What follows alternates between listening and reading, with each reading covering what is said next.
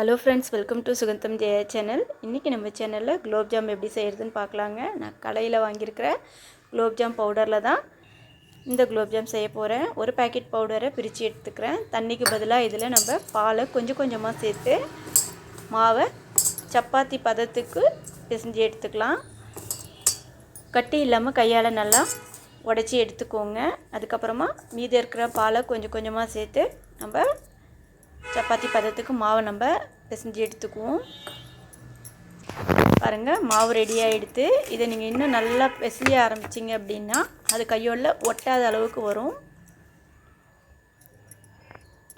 இந்த மாதிரி ரெடி பண்ணி எடுத்துகிட்டு இது மேலே லைட்டாக எண்ணெயோ நெய்யோ தடவி விட்டுட்டு மூடி வச்சுருங்க. குறைஞ்சது ஒரு 10 நிமிஷமாவது இதை மூடி வைங்க. 10 மினிட்ஸ் ஆகிடுச்சு. சின்ன சின்ன உருண்டைகளாக இதை உருட்டி எடுத்துக்க வேண்டியது தான். கையில் கொஞ்சமாக எண்ணெய் தடவிட்டு 2 உள்ளங்கையால் வச்சு நீங்கள் உருட்ட ஆரம்பிங்க. அப்போ தான் மேலே பார்த்திங்கன்னா ரவுண்ட் ஷேப்லேயே வரும். பாருங்கள், இந்த மாதிரி ஒவ்வொரு உருண்டைகளையும் நம்ம உருட்டி எடுத்துக்கலாம். குலோப் ஜாம் மாவை பொறுத்த வரைக்கும் நீங்கள் ரொம்ப அழுத்தம் கொடுத்து உருட்டக்கூடாது. இப்போ நான் எல்லா உருண்டைகளையும் உருட்டி எடுத்துகிட்டு காமிக்கிறேன். பாருங்கள், நம்மளுடைய மாவு ரெடி ஆகிடுச்சு. இப்போ எண்ணெயை நார்மல் சூடில் வச்சுருக்கணும். ரொம்ப ஹை ஸ்பீட்லேயும் வைக்கக்கூடாது, ரொம்ப ஸ்லோவ்லேயும் வைக்கக்கூடாது. மீடியம் ஃப்ளேமில் வச்சுட்டு ஒவ்வொரு உருண்டைகளாக நம்ம போட்டு பொரித்து எடுக்கலாம். நீங்கள் மீடியம் ஃப்ளேமில் வச்சா ஒன்றின்னா உள்ளே இருக்கிற மாவும் வெந்துடும். இல்லை ஸ்பீடாக வச்சிங்கன்னா மேலே கலர் மாறிடும், உள்ளே மாவு அப்படியே இருக்கும். அதனால் மீடியம் ஃப்ளேமில் வச்சே நீங்கள் ஃப்ரை பண்ணி எடுத்துக்கோங்க. இந்த கலருக்கு வந்த உடனே நம்ம எடுத்துக்கலாம்.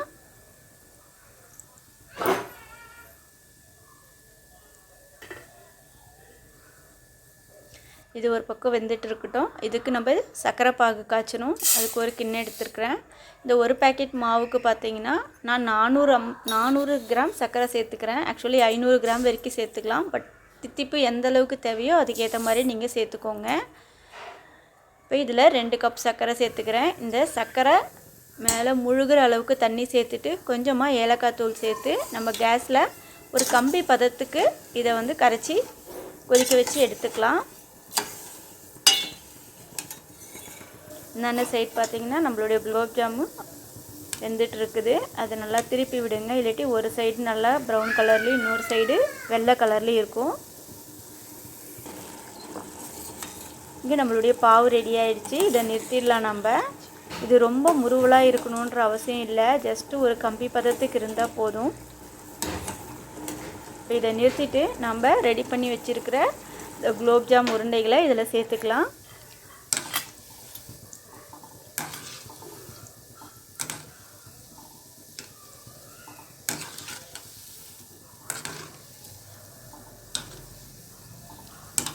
இந்த குலோப் ஜாம் பார்த்திங்கன்னா நம்ம கடையில் தான் வாங்கி சாப்பிட்ணுன்றது இல்லை. இந்த பவுடர் வாங்கி ரொம்ப ஈஸியாகவே நம்ம வீட்டில் செஞ்சுலாம். பாருங்கள், கலர் மாறிடுச்சு. இந்த பதத்தில் எடுத்துகிட்டு நம்ம ஜீராவில் சேர்த்துக்க வேண்டியது தான்.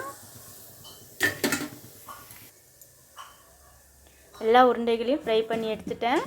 இதை மிதமான சூட்டில் இருக்கிற ஜீராவில் சேர்த்துட்டு குறைஞ்சது ஒரு 2 மணி நேரம் மூடி வச்சுருங்க. அது நல்லா ஊறி ரொம்ப சாஃப்டான பதத்துக்கு வந்துடும்.